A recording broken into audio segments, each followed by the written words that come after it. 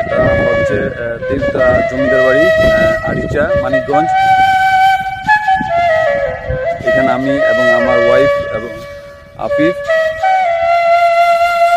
আর আফিফের cousin সবাই মিলে ঘুরতে আসছি।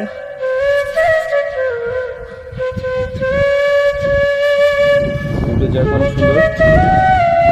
তাছাড়া আমাদের ছাড়াও আদার্স অন্যান্য পর্যটকও কিছু আসছে। হ্যাঁ, তোমার মা মনে হয় নিচে যাও। হ্যাঁ, এই যে সিঁড়িগুলো দেখেন, অনেক উঁচু উঁচু সিঁড়ি। আমি ধরছি, তুমি নামো।